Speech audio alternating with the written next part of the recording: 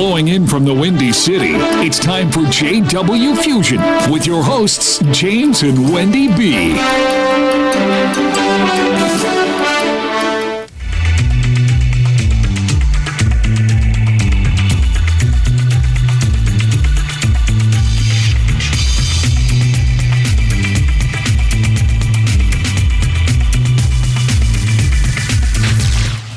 Welcome to this week's broadcast of JW Fusion. I'm your co-host, J.H. Carpenter Barnes, and I'm here with my usually, as always, excited wife, my exciting and excited wife. I'm so excited. Oh, and beautiful. And beautiful, by the way. I got it surrounding me. Look at God. You got a mutual admiration society going on up in here. I'm telling you. I am Wendy B. Yes, you are. Yes, you are. Listen, we are so excited about this week's broadcast. We have an amazing, incredible man of God. Wow. Baby, introduce the man of God. Wow. I mean, what kind of introduction for this? This is our spiritual leader. This man teaches every Sunday. Every Sunday. Every Wednesday. Unless somebody has pulled him in some corner of the world somewhere to teach else. them. Dr. Robb Thompson. Yes. Thank you so much for being here. We're excited about that. Well, it's certainly my pleasure. Thank you. Wow. Thank you so much for allowing me to be on your great program. Thank you. Thank you. This is such a blessing. It's exciting. We've been looking forward to this. We appreciate you taking time out of your schedule to share with our listeners. This broadcast goes all over the world, and the station has about 55 million listeners. Wow. Every month. And starting February 28th, we'll be on every week. Every Thursday. Every Thursday. That's so exciting. Goodness. Z-Man finally talked me into it. Yes, well. He finally talked me into it. So I don't know how I'm going to get my writing done, but we'll get it done, right? As he just says, we can do all things through Christ. I believe it. You guys have the tough job. This one, what I do is simple. What you do is hard. Oh, this is a blessing. Well, I tell you what. Wendy already talked to me about scheduling my writing now because we have the television show, the radio show, and promoting both. My writing has gotten. I finished the book. I got an editor in Canada to do the book. An amazing editor. An amazing editor who's our sister to the north. She's Diane Ford. Yes, Diane Ford. And but listen, let's get into this with this. Let's pick Dr. Robb Thompson's brain. He's got so much brains and intellect. And I'm not just saying that because he's sitting here. I say that when he's not sitting here. Don't I say that, baby? You do. And he's so willing to share what he knows. And he's very good because he's got so much to share. Mm-hmm. You know, so he's been blessed. So listen, you open it up, babe. You're very good at that. Well, you know what? See, we had an order, but now that you were talking about your writing and scheduling, you have a whole bunch of books. Approximately, I think about 37. So that's a great way to start. How do you, because you are a spiritual leader at Family Harvest Church, you are a speaker as well, and you have books. So how do you and you're beautiful. We have to mention Miss Linda. Come on. Awesome, Miss Linda. That lady. That is an amazing woman of God. She is wonderful. Love that Miss woman Linda. Changed my life. She changed me. Yeah. And my She disposition. changed my life. She is a life changer. I was thinking. I mean, she changed me. That's for sure. Yeah. She's extraordinary. I told her the other day. I said, "Sweetheart," I said, "whether you realize it or not," I said, "you need to know the value that you bring to me." Mm. Because many times what happens is you work so much, Mm-hmm. and you're working with someone as a partner, almost, that you forget you're married. Oh, yeah. Wow. Yeah. You know, you forget you're a husband, you forget you're a wife, and Yeah. and I told her I told her how grateful that I was, and how thankful that I was that she was able, and I'm not sure that anyone else could have done it, but that she was able to keep me grounded. Wow. That's And you've been huge. married how long? I've been married 3 weeks. She's been married 44 years. 44. Yeah, 44. 44, wow. 44 years And that's with huge all- for people to hear that Yeah. the Yeah. longevity of your marriage, and Yeah. nothing is perfect, but you've been able to ebb and flow together in this journey. And it takes really different kinds of personalities in order to make something work. Because marriage is not a 50-50 relationship. Thank you for saying that. It's a 100-100 Yes, it is. relationship. Thank you for saying That's that. the math And right even there. though Yes. even though marriage is a 100-100 relationship, you need to make sure that it remains in a particular level of balance in the pitch and catch, in the give and take. Because when someone becomes over-invested, they begin to invest a lot more in a marriage than their partner does. What ends up happening is that in most cases, that other partner, without the understanding of the empathies of life and the compassions of life and the roles that people play, what will end up happening is that they'll end up being taken advantage of and beginning to be walked on as another human being. But when I recognized that Linda's a firstborn, Oh, okay. Okay. I'm a secondborn, Uh-oh. Oh. so she's an Esau and I'm a Jacob. Ah. Wow. Wow. And once you begin to understand who you are, she's used to making sure that everyone just gets in line. For me, I want to take a look and see what my older brother isn't, and Okay. then become that, Okay. Wow. Okay. because that's Okay. exactly what Jacob did. So you have to begin to learn who you are, but then recognize wholeheartedly who you're not. Right. You know, And be in- okay in a with marriage. that. Oh, And accept it. I'm happy with Yeah. I finally had to tell people, and I've even told people recently, that it's okay for me not to love confrontation. Okay. I don't like to live my life locking and loading all Yeah. the time. Yeah. That's You know, frustrating. I'm the same way. It's Oh, frustrating. man, I, It's I, so- am I the just don't same like way. it. I just don't. You know what? Unless there's something that will destroy a relationship that goes on between you, then there's no reason for you to get upset about it. Wow. Hey, we can That's so work good. through this. That's so good. What's the issue? At the end of the conversation, I want to make sure that from the beginning of the conversation that we're going to be together at the end of the conversation. That's the important piece. Just starting off with that. And that you will never hurt a person. That's vital. You will never, ever. Yes. And they must come to a place, no matter whether they're a friend or a spouse or just someone that you know, that they, in order for you to actually become a friend, in Proverbs 27:6, it says, faithful are the wounds, not unfaithful are the wounds. Wow. Because Okay. most people live from the unfaithful part of wounding somebody. They Wow. live in the marginalization of people. They live in the anger. They try to control by manipulation. And they do Wow. all of these different things only because they didn't come to a place to where they realized the importance of a role. Sure. You know, I never asked for the role I have. I didn't even necessarily do anything but desire it. Because he that desires the office of a bishop Yes. desires a good work. Yes. I just desired to be able to love people. I didn't know. If I would have known now, or if I'd have known then what I know now, I never would have signed on for this. Wow. I think a lot of pastors have said that.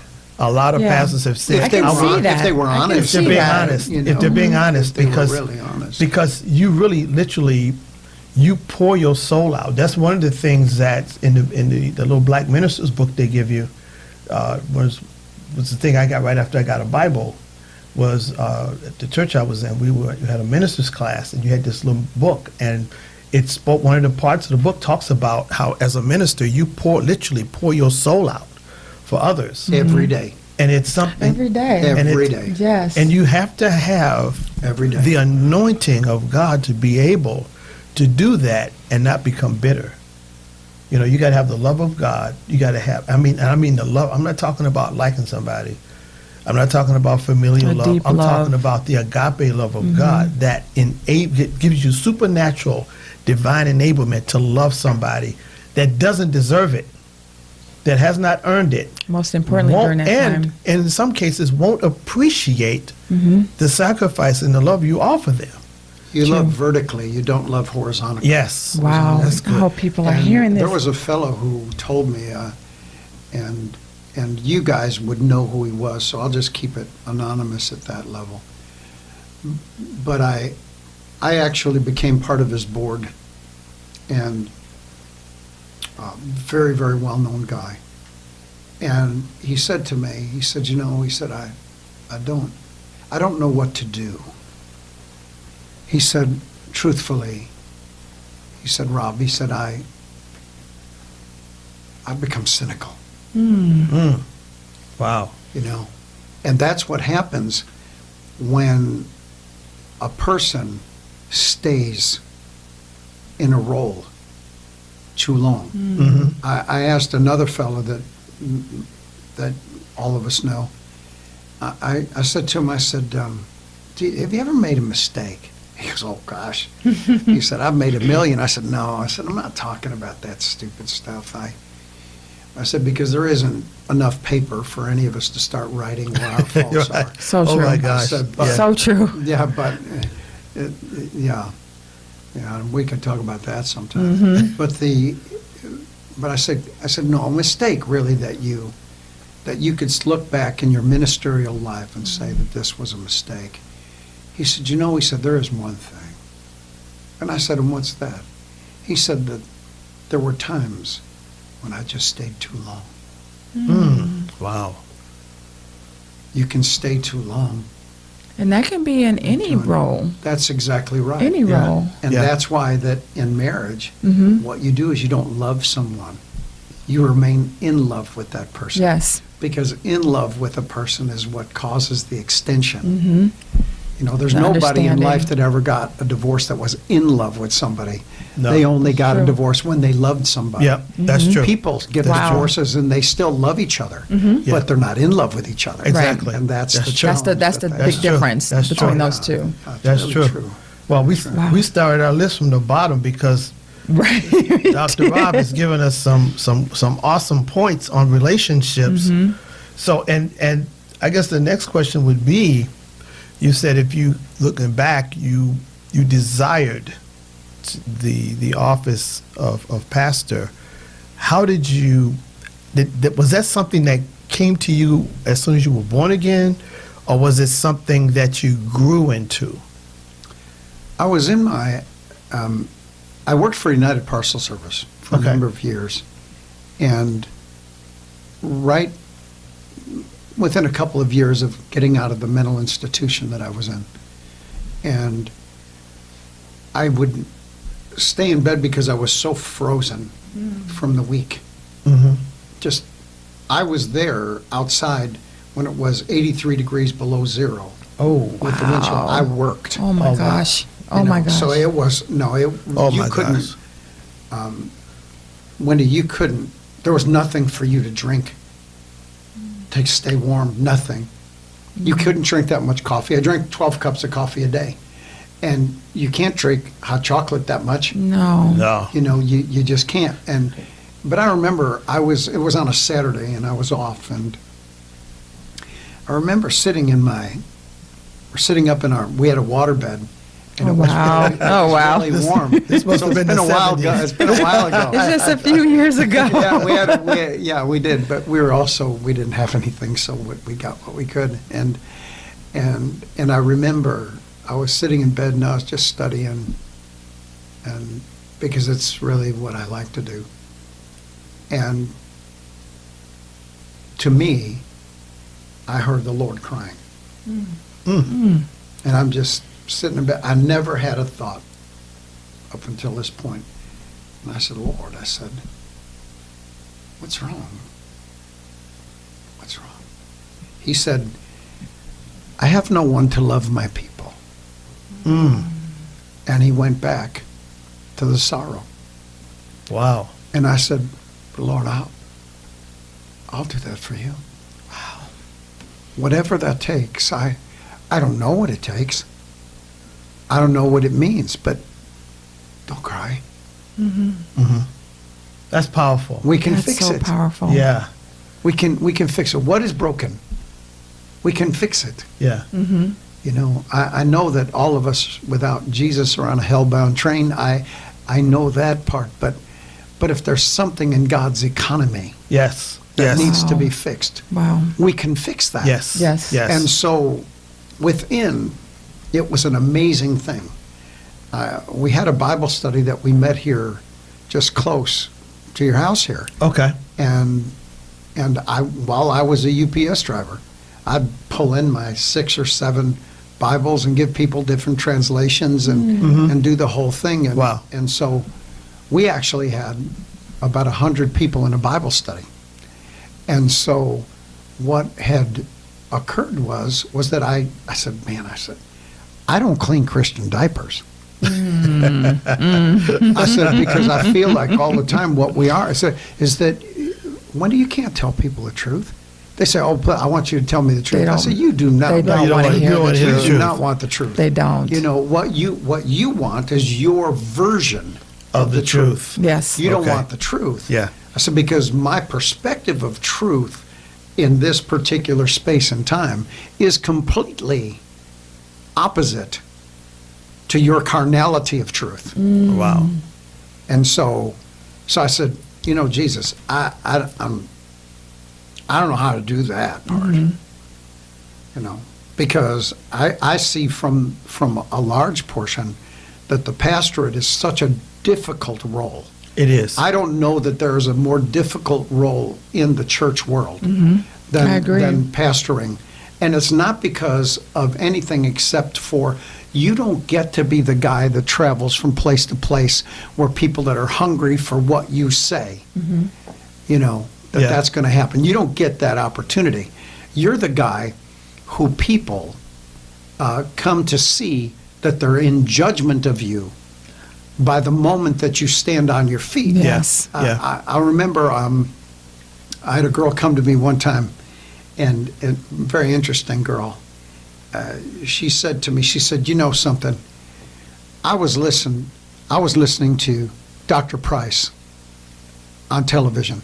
I was listening to Dr. Price, and you said this, and Dr. Price said this, and so you're really wrong about that. Wow. And I just said to her, I said, you know, honestly, my dear sister, and I mean dear, I said, you couldn't live in Dr. Price's presence for 15 seconds. Do you know Dr. Price? I do. I said, so the differences of what we say is this. You may not necessarily like what I've said to you, Uh-huh. but let me tell you that I've broken off a portion of the loaf and given you the one that you can eat. Because you can't eat the other stuff yet. Wow. John, the Apostle John said that I have Wow. so many things that I want to say to you, but I cannot use paper and ink. I will wait until I get to see you before we discuss these matters. Why is it? Because Paul, the Apostle Paul said, you know, and we will be ready to avenge all disobedience once your obedience Yes, is it's complete. fulfilled. Yeah. So we're not going to put the hammer down Yeah. until you guys, you know, shut the gate. Yeah, yeah. When you Okay. shut the gate on this stuff, don't you be having an opinion about somebody else Yeah. right now, because Yeah.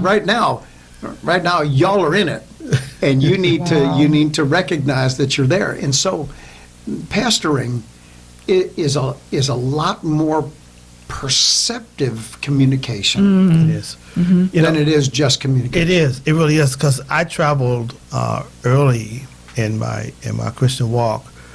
About 3 years after I was born again, I was traveling as an evangelist. I was running revivals, and did a lot of tent meetings and going to different. That was churches. fun, though. It was. It was. It was awesome. And the thing that I saw, the anointing is different when you're ministering in that environment, because I experienced the anointing on such a level that if I was at my home church ministering, it wasn't the same. The intensity wasn't the same, because the need is different. And the thing that I heard so many pastors talk about at our church, at our home church, and churches I would visit, is that they're very leery of the truths that people drop on their flock, because you drop this truth on these people, but now I have to shepherd them. Yeah, now I have to fix what's Now broken. I gotta fix Yeah. what you. If there's some error in your doctrine, if there's something that these people aren't ready for,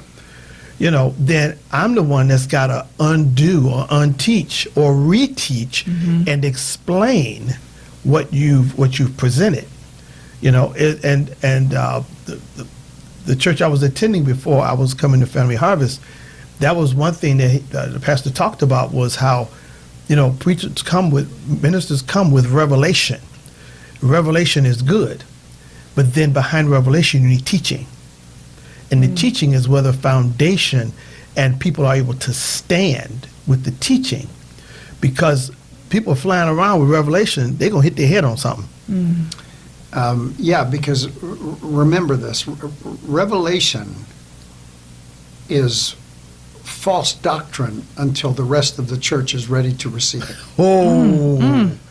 You mean like the gifts of the Spirit? Oh, yeah, absolutely. Yeah. There's one thing that Yeah. I'd like to kind of add, Sure. James, that you mentioned. But as a pastor of a church, we have to remember that there are only two kinds of ministers in life. There are ministers like Moses, and there are ministers like Aaron. No. Moses represented the God to the people.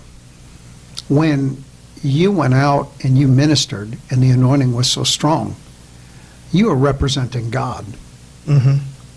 But when you pastor in a congregation, what happens is that you must be able to understand how to be able to represent the people Okay. to God That's instead really of good. God to the people. Yes.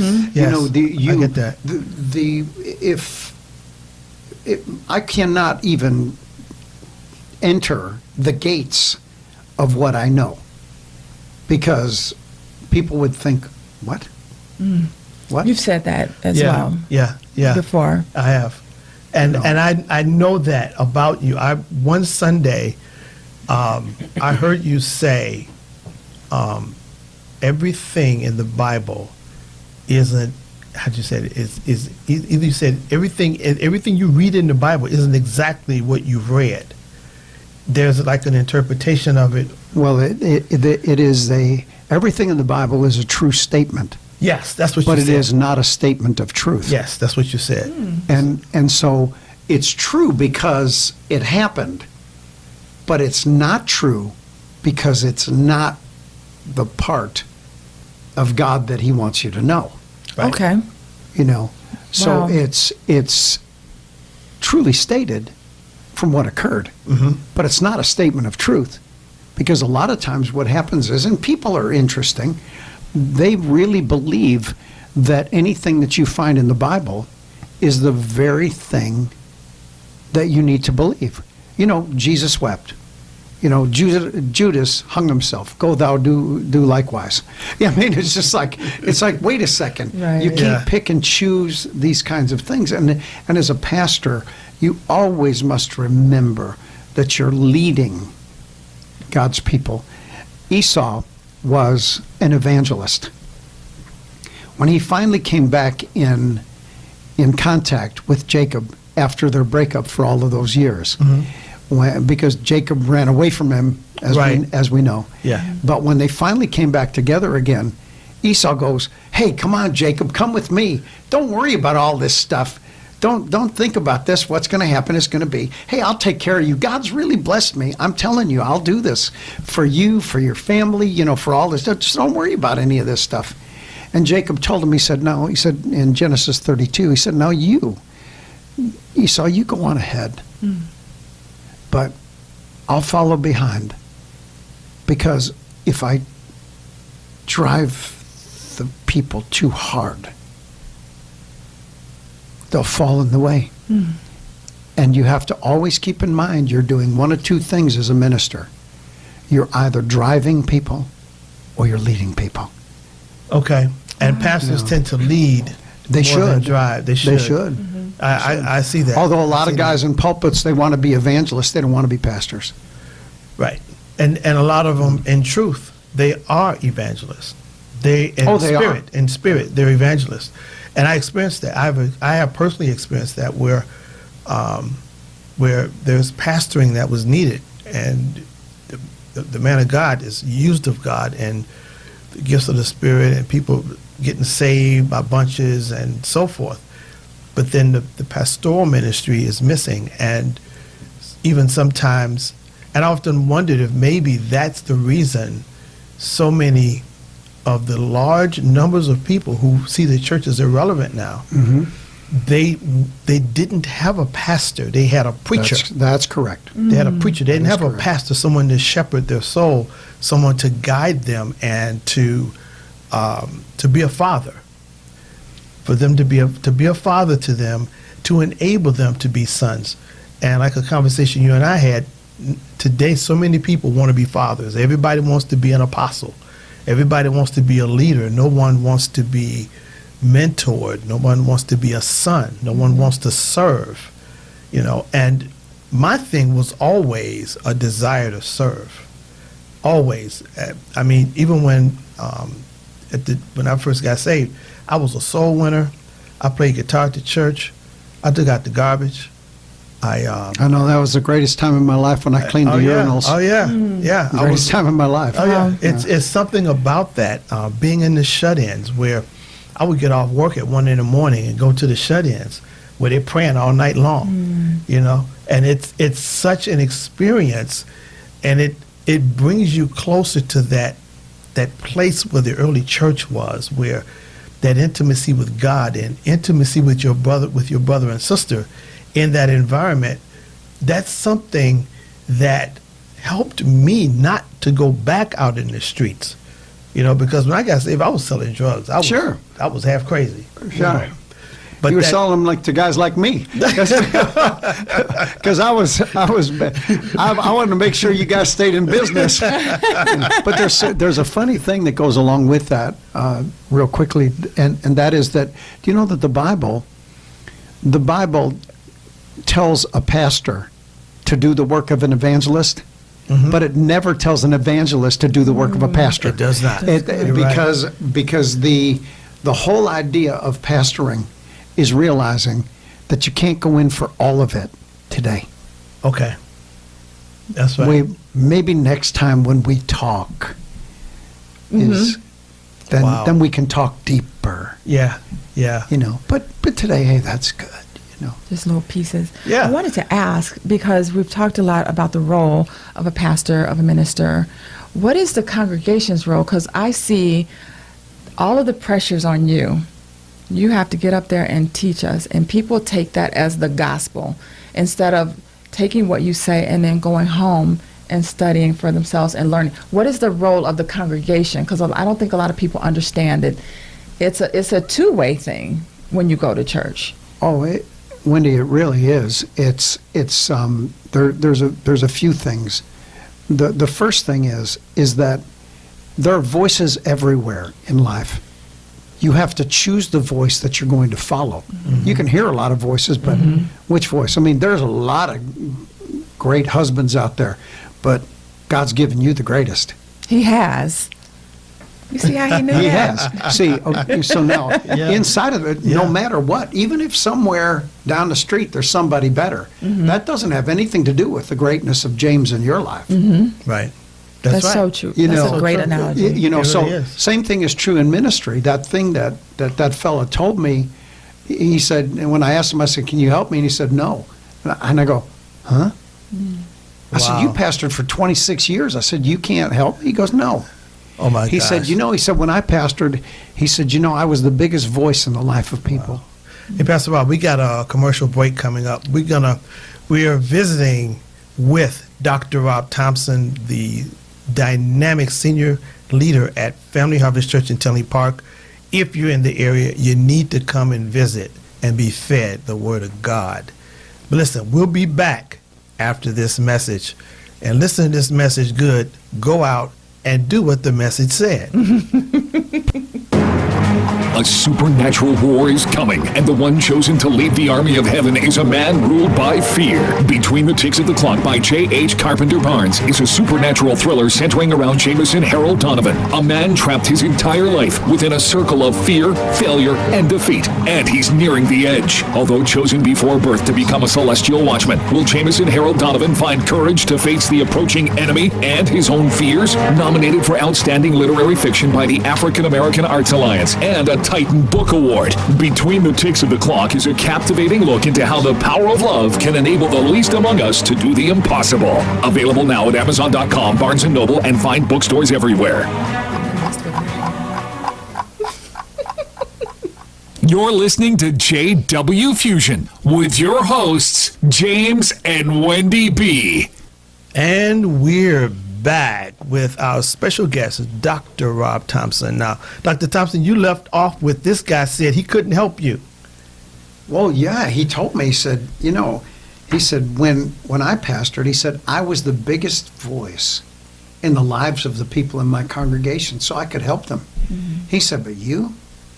He said, you fight with everything. Mm. Now, all the guys on TV, guys that you and I know, you fight with on TV, you fight with now all the newbies that don't want to pay for TV so that they have YouTube channels and they do Instagram, they do all these things, and you're fighting with a ghost. That's good. You don't even know that that it's not a bot that's writing what That's true. That's writing true. that. You don't That's know true. if it's artificial intelligence, and believe me, you're not going to be able to compete against AI. You won't be able to do that. He said, so to answer your question, no, I really can't help you. The challenges that you have are unique. So, Wendy, to answer your question, the first thing that's really important for a member of a congregation is to make that minister believe that he is the voice in your life. That is that you are praying for him, supporting him, and you want him to be able to be free so that when it comes time for you to sit down to hear the word of God, you're going for a feast. You're not wanting him to actually finish shoveling the snow and then come on in and make sure that he preaches really good. Right. Because what we want to do is we want to keep the guy poor in order for him to just keep so he'll be humble. And the second thing is attendance. Okay. Is that it's important for people to realize that that God's family is horizontal. And that family isn't the people that you can get watching you on social media or get followers on Instagram or on Facebook. No, you need, so people say, well, I'm just going to take some time off. Well, you know what? Maybe you need to take a couple weeks off. But let me help you, is that you are either in need or you are a need meter. When it comes to God's house, there is That's good. There true. is no other role that's out there. That is good. That's good. That's Because true. no matter whether you're 7 years old, God has a role for you. He comes into talking to young men, and he tells them about they're strong and vigorous, and the word of God's alive in you. He talks to older people and said, I write to you, fathers, because you've known him that's from the beginning. I'm writing to you, women, because what it is that your responsibility and your role to be able to teach the younger women to love their children and to love their husband. Why? Because it's difficult for a woman to do. It's hard. Sure. For her to do that. Sure it is. She wants security, but in order to be able to get security, she needs to give, because the purpose of relationship is giving. The purpose of relationship is not, he's got a good job, so he ain't laying up in the crib, and he, up on the couch. And that's the conversations that you hear a lot of times. I know, because I get them. And it's like, I'm just interested in who you're going to be. when you finally get the man or the woman of your dreams. Because after seeing what your requirements for relationship are, let me help you. You'd have to trick anybody to be in relationship with you over that. How is it that you're so wise, but what it is that they're so stupid for actually wanting someone that's like you, unless what it was that you were on your best behavior. Yeah. And you had no intention of being that person after you made a covenant with them. I was reading a book by David Schwartz, one of your favorite books, babe, The Magic of Thinking Big. And one of the points that he made in that book is he gave an illustration of a gentleman who was, every time he was about to get married, he would find something wrong with the woman he was going to marry. So finally what he decided to do was create this long list of the expectations he had for this woman. And so his prospective wife, or his fiancée, he presented her with this document, nicely typed, nice clean paper. It listed her the financial expectations he had of her, the habits that she either had to break or develop, which means she had to give up smoking, she had to give up some of her friends that he didn't like, she had to be prepared to travel in his social circle, and the list went on and on of things he expected from her. So the woman looks at this list, and she sent it back to him with a note that said, for better or worse is good enough for me. If that's not good enough for you, let's just cut this off. And I thought about that, and I realized so many people, they focus so much on what they want. Always. I firmly believe that people who are looking, especially men who are looking, because the Bible says, he who findeth a wife findeth a good thing and has obtained favor of the Lord. So if that man, instead of listing the qualifications or expectations of what he wants, if he looked for someone, I'm looking for someone that I can pour into. I'm looking for someone that I can edify and strengthen. I'm looking for someone that I can support their vision. I'm looking for someone that I can help wash dishes or do the laundry or help with the kids. I'm looking for someone who loves God as much or more than I do. I'm looking for someone who knows more than I do. And when you do that, what you've done is now you've created a vacuum. You talk about the law of attraction. You will attract to you that person, because that person is not going to realize, it's a spiritual principle, that when you create that, that's going to be drawn to you. Because you have applied the principles of love, which love looks to give. Like Pastor Rob saying, it's not about you getting, it's about what are you willing to give. That's what love is all about. But people aren't taught that from a young age. Society doesn't teach that. It's not something that's taught. And when people say for better or for worse, you have no idea what that worse can be. No you kidding. have to constantly strengthen that, because if that what your worst is comes, you have to be strong enough to weather that storm. Yes, you do. And it's funny you said that about, because when I finally told the Lord, I'm gonna stop telling you I'm not getting married no more, and I'm gonna let you I'm gonna let you lead my life. I sincerely said, well, work on me as your child, because I had some stuff. I did a lot of therapy, a lot of prayer, and I said, Lord, just make me the wife that I'm supposed to present for this man, because you have your list of demands. They have a list as well. Yes. And you have to do. A lot of people's like, I always get this same kind of person. I always get these no good whatevers.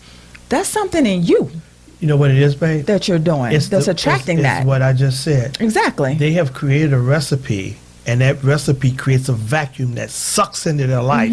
But they don't realize that. That's in you. So that's what I said. Okay, when you keep getting the same kind of person, you need to make changes. So you have to change your recipe. And praise the Lord. You see what I got. But so how do you teach people in a society where it's gimme, what's in it for me? How can you teach your congregation, the people that you minister to, that it's about what can you bring to the table? If you give of yourself, then you get It's automatic. Yeah, one of the biggest things that I have ever seen is to cause people to focus on who they're going to be when someone finally shows up in their life. And it's not because that person shows up in their life that they become that. Perfect. It's That's good. It's that who are you at the end of every day? And instead of you getting caught into a bad relationship or caught into something that you don't want to be in, as someone talked to me about last night, I just said, sweetie, I said, you don't ever need to feel bad about a mistake that you've made in your life. What you need to start asking yourself is, why is this happening if this is what I don't want? Where's the lesson? Yeah, and Learn the begin lesson. to make those changes. Yes. Whether or not be that you're not going to find the man of your dreams at the club, No. because what's he doing at the club? He's You looking know, for the something moment different. that the moment that he's Than a at the club, relationship. he is not the man of your dreams anymore. No, he's not. So He's not. Yeah. Okay, so Yeah. so what do you need to do? Where do you find the man that you're looking for? But moreover, are you the kind of person that guy would be wanting? Exactly. And that's what people, Yeah, I feel, yeah. aren't getting. Well, they're not, and that's And society says that's okay. Yeah, well, they say it's okay. That's because what they're used to doing is deceiving others in order to get what they want. Yeah. But not for us. For us, it's completely different. What we do is that we live in actually becoming more than we say that we are, rather than for us to actually kind of say, "Oh man, look, I got somebody really cool. Isn't that Yes. really Yeah, great?" yeah. Yes. No, wait a minute. Yeah. Wait a That's minute. true. I need to be able to encourage my wife to be able to become greater than anything I could produce in her. But now at the same time, It's I'm not going to reciprocal. allow her to nor tolerate her becoming any less than God has called her to be. Now, see, that's good right there That's because powerful. that's something you and I do. We don't even know we do it because it's such a part of us. We went through counseling for like a year and 18 months, I think. 18 months before we got married. Every week we went through counseling. And Wendy had a few bags. I had a trunk I had to unpack. I had a semi. So, but what we do is, for instance, like with Between the Ticks of the Clock, that book set up on that shelf, and Wendy was, babe, when you going to get back to the book? I'll get back to it. I was doing mortgages. I was in the lending industry, and I was inundated with business, and I'm an environmental specialist as well. So I had 2 full-time jobs, and I was trying to write this book. But I couldn't finish it because my attention and time was divided. Wendy said, when I told her I'm going to give up the mortgage industry to finish this book, God gave it to me, I have to finish it. She supported me. We have certain rules that we abide by. We go to bed at the same time.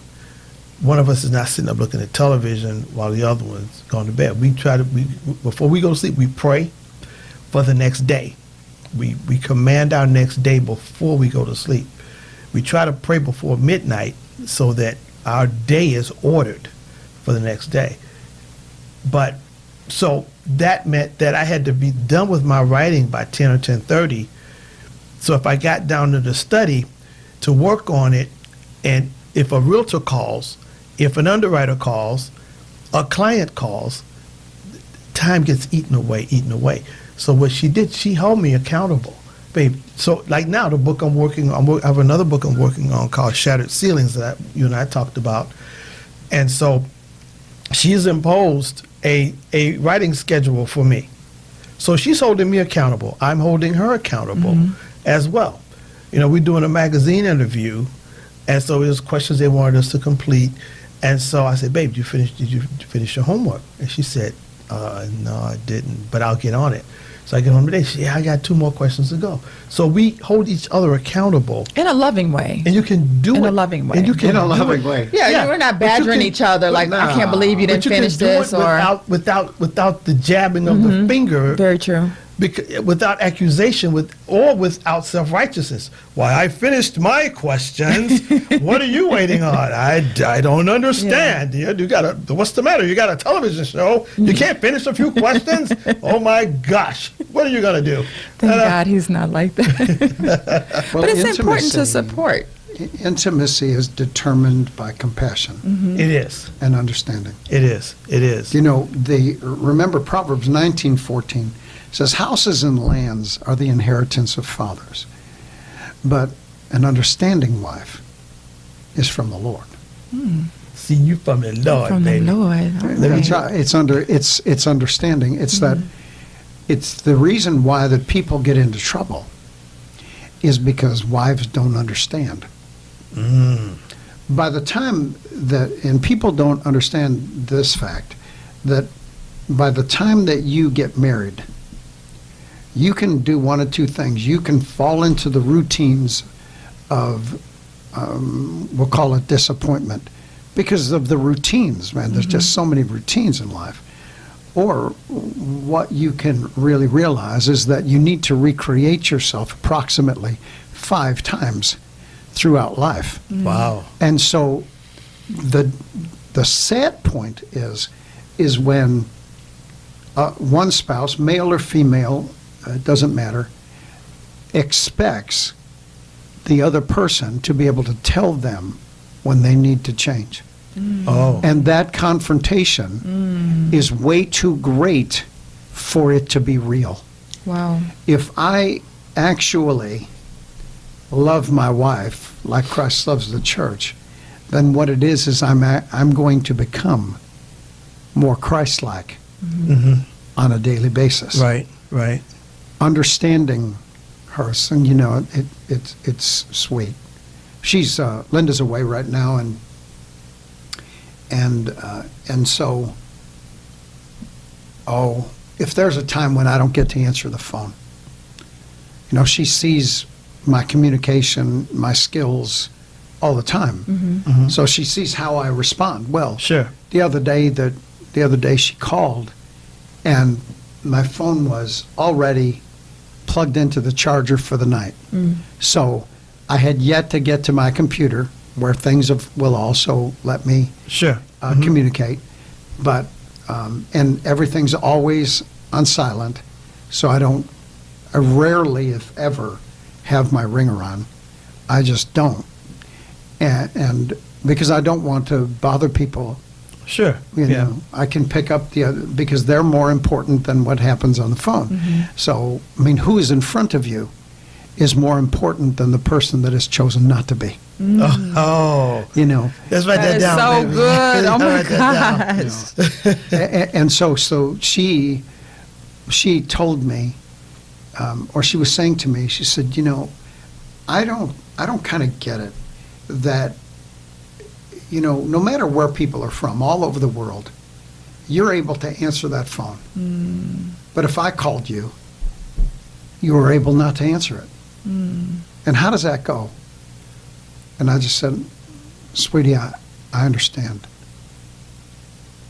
I'm really, really working on being better because I want to be everything that you want me to be. And immediately, you can do one of two things. You can say, okay, you want to disagree about this? Because I'll win. But I'm not looking to win. Right. No. Because I can make sure of one thing. If I try to win, the devil already did. Oh, boy. Write that one down, baby. I got so many notes I need to. We need that was good. We need a bigger pad. And it makes sense. It's not something that it's profound, but it's simple, Yeah, and it but makes That's sense. what wisdom is. It man. is. It is. And you know. it's so simple. I was love telling, that. who was I talking to? I was telling them how, I was talking to my brother in London yesterday. And we were talking about the simplicity of God's system of renewing our minds, how He prepares us, how He's made it. It's not easy, but it's simple, you know. And I was saying, we were saying the very thing that sometimes the things of God are just so simple and crystal clear, and they're not convoluted. They're not mishmash like the philosophies of men. Men make things complicated, and the outcome is ridiculous. You know? Always. But the things of God are simple, and they work. For instance, water, H2O, every single time. You can't live without it. 2 molecules. It's simple. It's not. If man created water, it would be a molecular chain from here to Seattle. If man made it. Absolutely. You know, but God made it so simple. He made salvation so simple. And what you were saying, if I win, I really lose. It's not about winning. It's about communicating and coming to an understanding. You know. Yeah, where do you want to be at the end of the conversation? Yeah. Where do you want to be? I want Wendy grinning to me. I don't want, because I want her saying, "Oh, James, thank you so much for loving me and understanding." See, she'll catch on. we've had She'll catch I on. thank God every day for this man. Well, yeah, but I mean, we need. And I tell truthfully- him that, No, like just like you told and- your wife, that had to make her feel, even after 44 years, like I know he loves me, but to hear Yes. the words that you Yes. told her, Yes. and Yes. and a lot of times we get stuck into that routine, that day to day. Well, this person knows, whatever. We've been married for so long, they know. It's still good to have that communication. Babe, I'm sorry for cutting you off. That's okay. This is something you can relate to. That's why I cut in. So I'm sorry. But it's just like you used to tell me when you were told you're supposed to know what I want.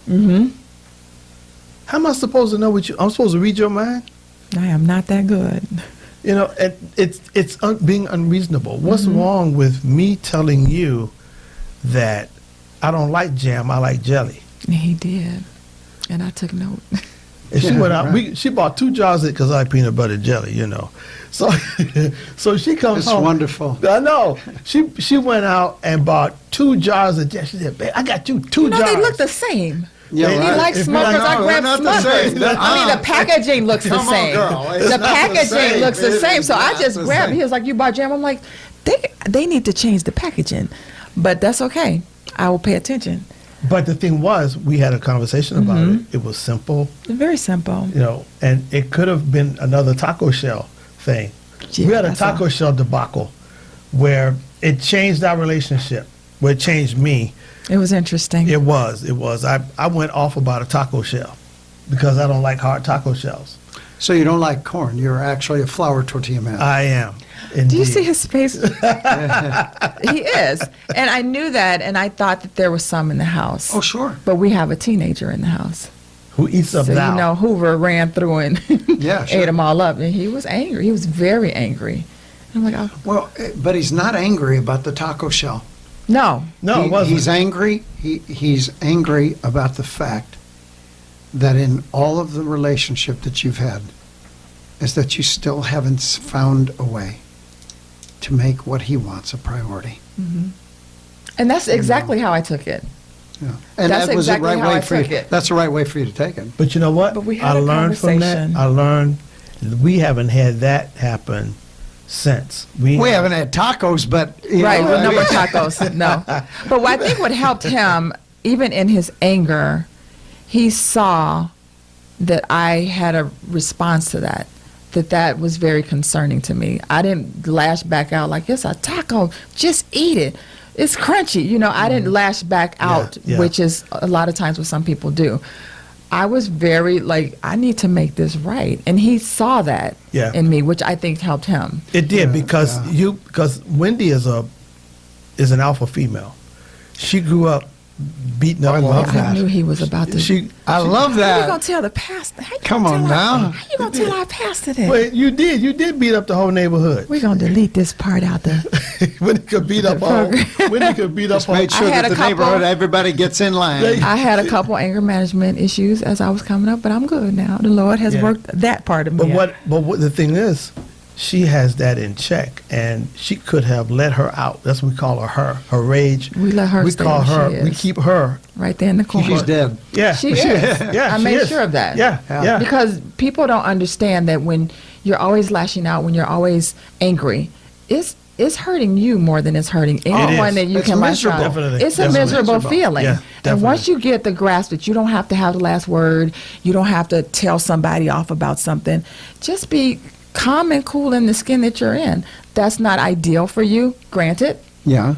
but it's not that serious. No. Let's go back to the taco shop for a minute. See what I'm saying? Okay. Just for a sec. And how I face off with the taco shell is Okay.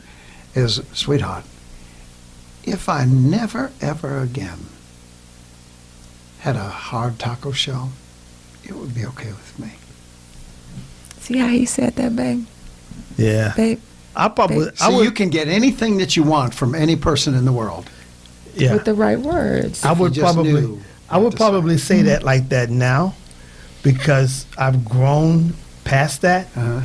Because I had issues with denial and having access, or someone taking things from me or denying me things, and our counseling uncovered that's from my childhood, from when I was a kid. It's neglection. Yeah, yeah. It's abandonment. Yeah, It's yeah. all of these. All of that. Having others being preferred before you. Yes, It's yes, like all yes, of that. yes. That all goes together. Yeah, it does. Hey, I understand. I grew up in the city. Okay. We are running out of time. I have so many questions, but okay, let me ask Okay, this one. go ahead, baby. Go ahead. So, Go ahead. how do you handle, you're up there, you're teaching us every time you go up there, every time. And how do you not internalize that weight or the burden? Like the lady came to you and said that you didn't say what he said, so that you're wrong. How do you not internalize all that is thrown at you on a daily basis, especially from your congregation? A congregation I would fathom to think is very demanding of the pastor. Mm-hmm. How do you not, other than praying, of course, how do you not internalize that? Well, Wendy, I recognize that all problems are personal and internal.